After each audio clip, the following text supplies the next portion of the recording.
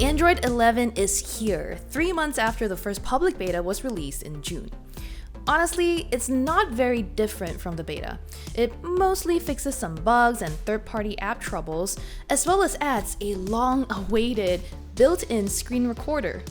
But for the majority of people who didn't check out the beta, you'll find a few new features like new controls for media and devices, improved privacy permissions, and a focus on communicating with people. The changes from Android 10 are subtle, especially since some of them are behind the scenes, like better 5G support. Still, a new OS can make your phone feel fresh and efficient, and Android 11 delivers.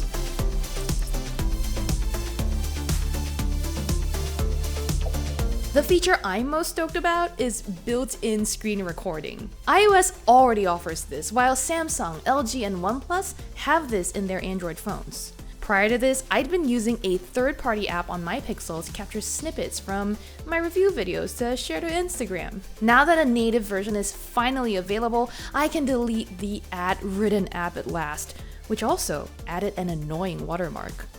Another more noticeable new tool in Android 11 is Bubbles for messaging apps. It allows apps like Android Messages, Telegram, and Facebook Messenger to display a floating circle over all other things on your screen so you can quickly reply to your friends without leaving what you're working on. If it sounds familiar, that's because it's basically Facebook Messenger's floating heads that's been around for years on Android. The new OS offers a few more features though, like the ability to open a bubble from a notification and see your recent conversations from different apps. My biggest issue with Bubbles is that it's not consistent. After enabling the feature in settings, I used it mostly with multiple conversations across Telegram and Facebook Messenger, and was frustrated when chats would randomly close. I had 2 bubbles open for different people in Telegram, and each would just go away for reasons that I can only guess. Sometimes it seemed like it was because I used the app itself, even if it was to start a completely separate conversation. And sometimes it seemed like it was because I locked my phone. Facebook Messenger's chats stuck around though, so this might be a Telegram-specific issue. Bugs are often a given with early software though, so I'm less bothered by these hiccups since they'll presumably be fixed in time.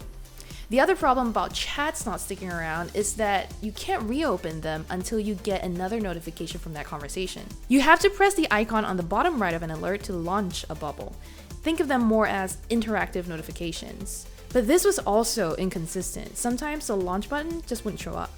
If you wanted to leave a chat floating and had accidentally closed it, the only way to reopen it would be to wait for an alert to come in. You should also theoretically be able to reopen it in the recent Bubbles page, but during my testing, this never showed any of my previous chats. It always brought up a pathetically empty window. For most people, this isn't a huge issue, but when you want to maintain all-day contact, say with a partner or a collaborator on an important project, it would be nice to keep Bubbles open with them. Another way Google tried to make it easier to communicate with the important people in your life with Android 11 is by grouping and prioritizing alerts from messaging apps. When it debuted in the beta, I wasn't sure if it would help with organization or actually add more clutter to the notifications panel. Now that I've spent more time with the software, I'm leaning towards the latter. The section headers do provide some form of organization and help me differentiate more urgent alerts from the less important ones. But sometimes Google is wrong and relegates a notification I care about to the silent section at the bottom, so I have to scroll all the way to the end to make sure I haven't missed anything. Since I still have to go through the entire notifications list instead of dealing with just the alerts near the top, the new section headers actually add to the length of the panel, so I had to swipe a little more to clear everything. Google placing conversations near the top is nice in theory, but it leaves out people that I interact with on apps like Twitter, Instagram, and email. I prefer to address Twitter and Instagram alerts sooner than messages, so Google's ranking isn't my favorite. You can prioritize specific chats, but only if they're already coming from the supported messaging apps. If you hate clutter like me, you'll be disappointed to learn that there's no way to disable these section headers.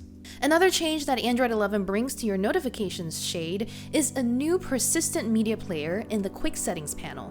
When you're playing music or a video via a supported app like Spotify or YouTube, a dashboard appears above your notifications for quick access to controls. This is meant to make it easier to change your output device, whether it's headphones, speakers, a TV, or your phone itself.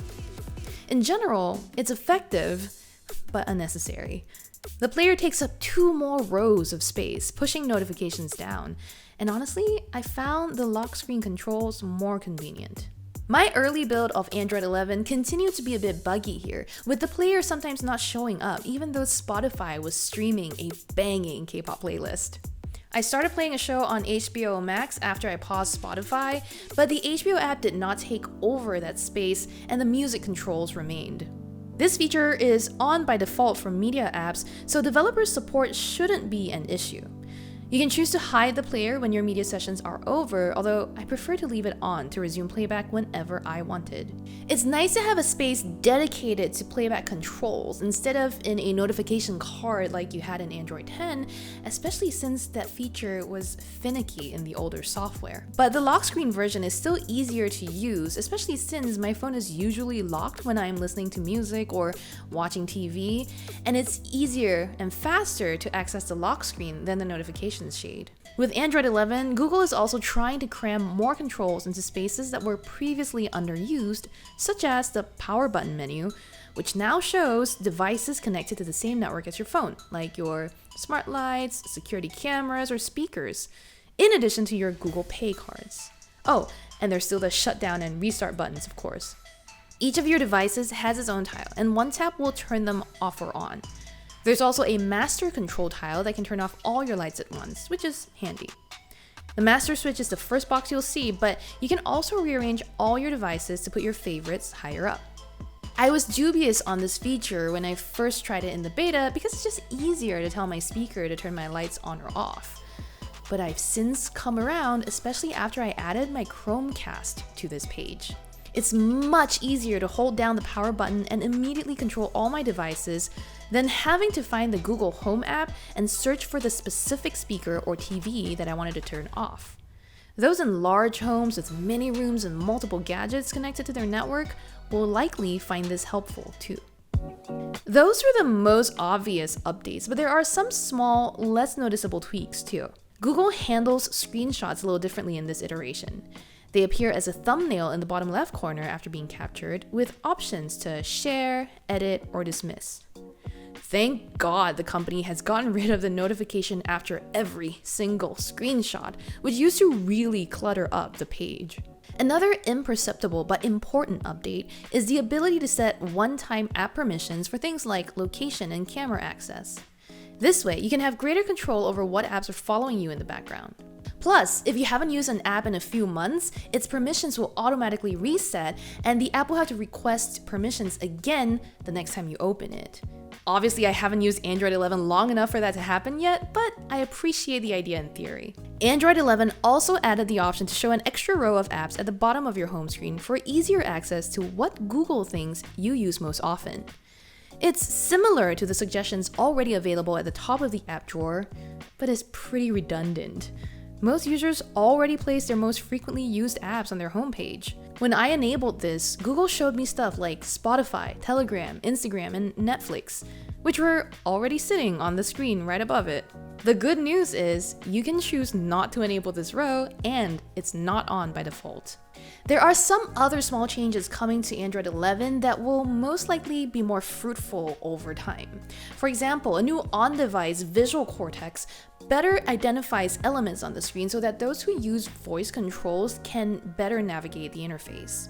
Also, new 5G app support means developers can check if you're on the faster networks and then, say, bump up video resolution or download higher quality game assets.